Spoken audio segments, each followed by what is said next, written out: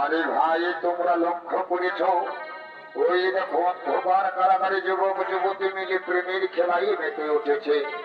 এইরকম দৃশ্য যুবরাজ দুর্যোধনে দেখলে আমাদেরকে শিরচ্ছেদ করে দেবে ভাই। তাই তোমরা শোনো, এখনই রাজকন্যাকে টানতে টানতে নিয়ে চলো রাজ অন্তপুরে, এখনই টানতে টানতে নিয়ে চলো রাজ অন্তপুরে।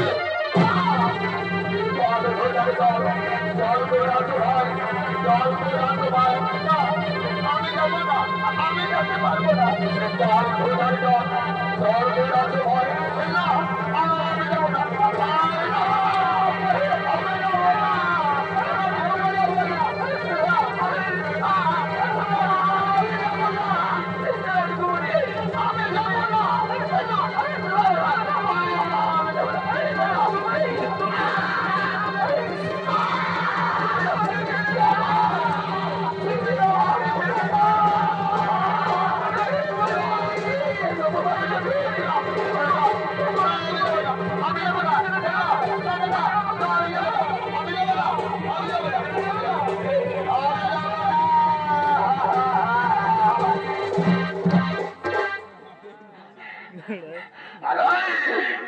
इतना हिम्मत तुम लोग मेरी प्यार टूट दिया, लंबट लड़का मेरी प्यार टूट दिया, इतना हिम्मत मेरी प्यार टूट दिया उल्टों का।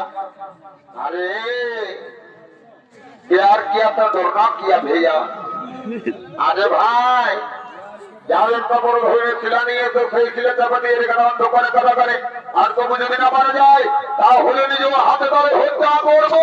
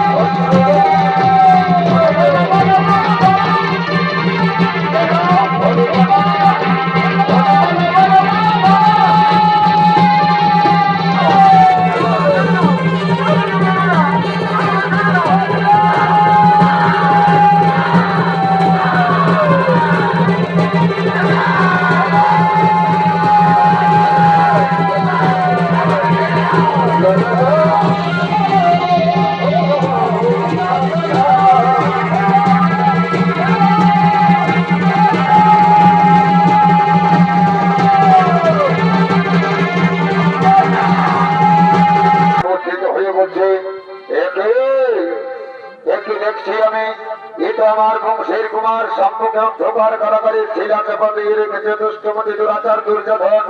কোথায় এলেন অপর দুর্যোধন? তুই আমার সম্মুখে ছুটে আয়। ওরে দুর্যোধন!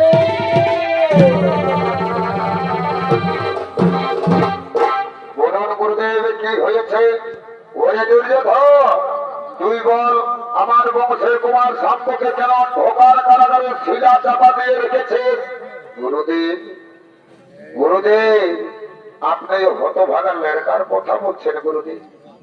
और ये लड़का तो मेरी लड़की के छुप के चोरी करके लिए भाग गया, इसलिए मुझे उसको मारा, इसलिए मेरी कोई गलत नहीं हुआ गुरुदेव। भूल করেছি তুই ওরে দুষ্টমতি দুরাচার লম্পট দুর্যোধন, তুই মহান ভুল করেছিস। তুই জানিস আমি তোর গুরুদেব হই, আর গুরুদেবের বংশের কুমার মানে তোর কাছে সম্মানযোগ্য, কিন্তু তাকে সম্মানের পরিবর্তে নির্যাতনে শাস্তি দিয়েছিস। তুই তারে অপমান করেছিস, আর তাকে অপমান করা মানে আমাকে অপমান করা। ওই দুষ্টমতি দুরাচার দুর্যোধন, এই অপমানের পূর্ণ জবাব দিতে আমি তোর সঙ্গে যুদ্ধ করতে চাই। তোর যদি সাহস থাকে তাহলে আমার সঙ্গে যুদ্ধের সম্মুখীন হও মূর্খ। এটি বলছেন গুরুদেব, গুরু শিষ্য যুদ্ধ যা কোনদিন কোনো কালে ঘটেনি। ঠিক আছে গুরুদেব, এই গুরুশিষ্য যুদ্ধের কাহিনী প্রাচীন মহাকাব্য মহাভারতের পাতায় স্বর্ণাম করে লিখিত থাকবেই। তাহলে যুদ্ধই হোক গুরুদেব, তবে যুদ্ধই হোক।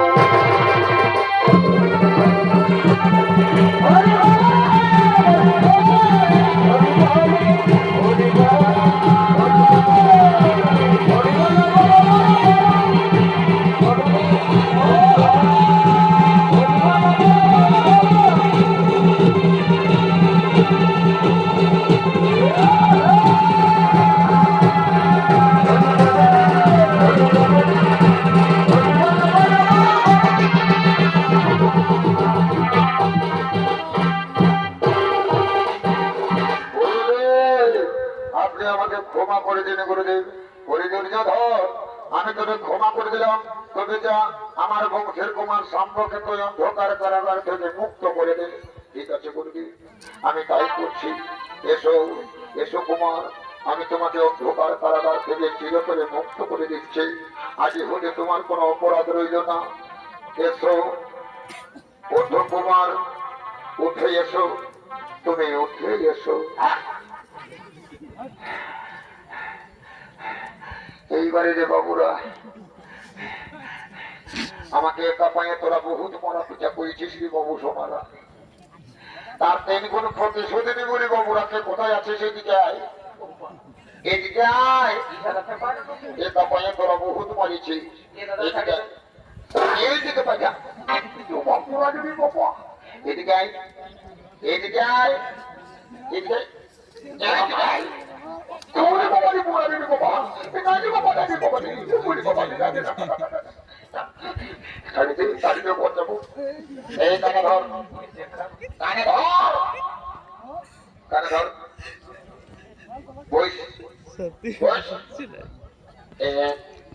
বস 17, বস 33।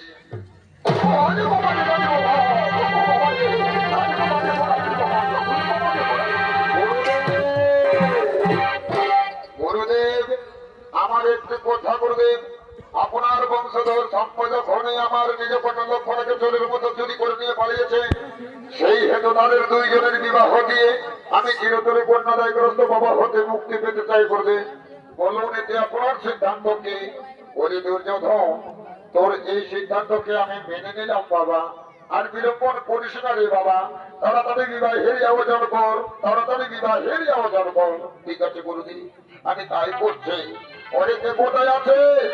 আমার কন্যা লক্ষণাকে মধুগণে সজ্জিত করে চাঁদনা তোলে নিয়ে যায়।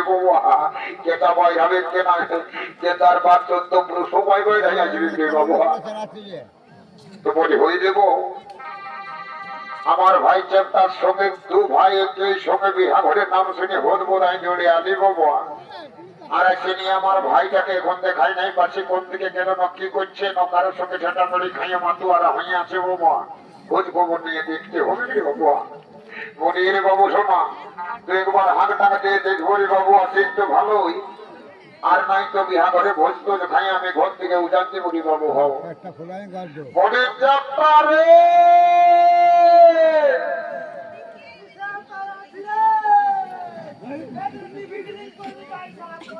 আমার লাগলো ছুটছে মনে যাত্রা রে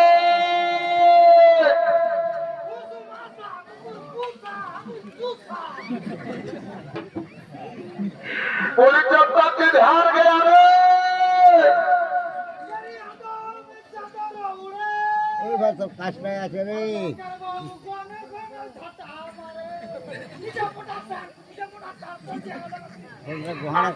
বলিয়ে গো এইটুকু শোনাবা তোদেরকে বুদ্ধি দিব বাবা বলি আমার ভাই চেপটাটাকে কেমন তোরা দেখেছিস বাবা